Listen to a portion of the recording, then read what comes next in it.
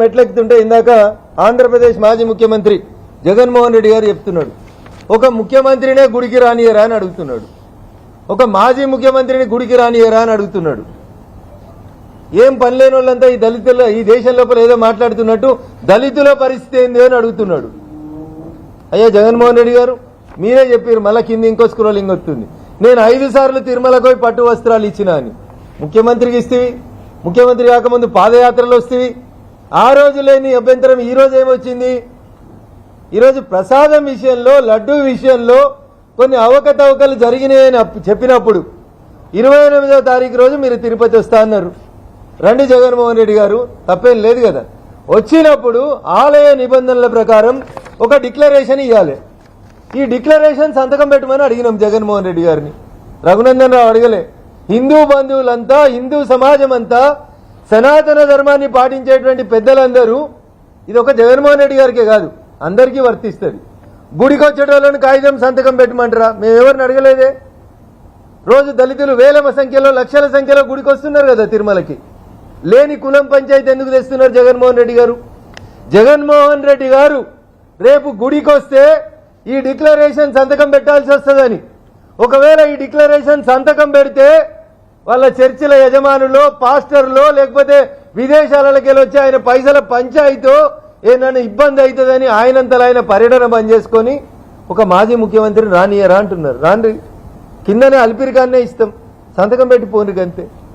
మీరు చెప్పింది కదా, లడ్డూలలో నెయ్యి నేను వచ్చినాక రాలే, లడ్డూలు నేను తయారు చేయలే, old system is being implemented అంటున్నారు జగన్మోహన్ రెడ్డి గారు ఇంగ్లీష్ లో. This is also old system. Declaration ఇలా కొత్తగా అడుగుతలేరు. అన్య మతస్థులు, మీరే చెప్పింది కదా, విత్ ఇన్ ద 4 వాల్స్ నేను బైబిల్ చదువుకుంటా, నేను క్రిస్టియన్ అని చెప్పినారు.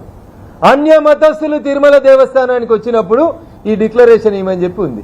Not only in Tirumala, if you want Jaganmohan Reddy garu, I will send a list of the temples.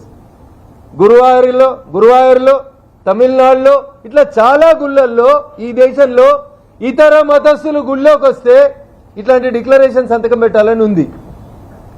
ఇది మీరు ముఖ్యమంత్రిగా ఉన్నప్పుడు కూడా ఉంది. జగన్మోహన్ రెడ్డి గారు ఈ declaration, this is not written by Raghunandan Rao, this is not written by Bharatiya Janata party, this is A old declaration. లడ్డూలు తయారు చేసేందుకు టెండర్ ఎట్లా పిలుస్తారో అట్లే అన్య మతస్థులు గుట్ట మీదకి వచ్చినప్పుడు ఈ సంతకం పెట్టాలనేది అక్కడ ఉన్నటువంటి నియమ నిబంధన. ఈ డిక్లరేషన్ మీద సంతకం పెట్టడం ఇష్టం లేని జగన్మోహన్ రెడ్డి గారు డిక్లరేషన్ లో సంతకం పెడితే తన మతస్థులకు ఎక్కడ కోపం వస్తుందో అని భయపట్టి ఈ రోజు నేను తిరుపతి పర్యటన అడ్డుకుంటున్నారు. నన్నే అడ్డుకుంటే దళితుల పరిస్థితి ఏంది అని అడుగుతున్నావు. ఎప్పుడు యాదికి వచ్చిరన్న దళితులు? ఎప్పుడు యాదికి వచ్చారు జగన్మోహన్ రెడ్డి గారు? ఏమైంది దళితులకి? తిరుమలకు పోతే ఎవరన్నా దళితులను అడ్డుకున్నారా? సో నీ స్వప్రయోజనాల కోసం హిందూ సమాజంలో మళ్ళీ కులాల పేరిట పంచాయతీ పెట్టొద్దని మీరేదో అన్నారు కదా, మేమే హిందువులమని చెప్పుకుంటారు. హిందూ టార్చ్ బేరర్స్ అయిన బీజేపీ నాయకులను అడుగుతున్నా అన్నాడు. అందుకని నేను స్పందించాల్సి వస్తుందన్న. ఆయన మా పార్టీ పేరు తీసుకోకుంటే, మా పేరు తీసుకోకుంటే మేము స్పందించకపోతుంటుంది. So this is not written by BJP, this is not written by Chandrababu Naidu garu, this is not written by Jaganmohan Reddy garu. This is a declaration which is prepared by TTD. మీ నాయన గారు ముఖ్యమంత్రి అయ్యే కంటే ముందు నుంచి ఉన్నటువంటి నిబంధన ఇది.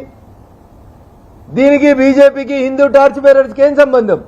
బరాబరి హిందూ మతం ఏం చెప్తుందో ప్రపంచం అంతా తెలుసు.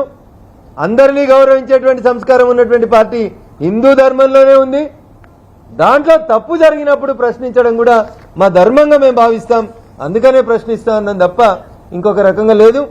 మీరు వస్తా అంటే స్వాగతిస్తాం, కానీ డిక్లరేషన్ మాత్రం సంతకం పెట్టాలి. మీకు డిక్లరేషన్ మీద సంతకం పెట్టేందుకు మనసొప్పక మీరు మాట మారుస్తున్నారు తప్ప మీ రాకను మేము ఎవరం అడ్డుకోం. You sign the declaration and please come to the temple. This is our sincere appeal to honourable ex chief minister of Andhra Pradesh mister YS Jaganmohan Reddy గారు.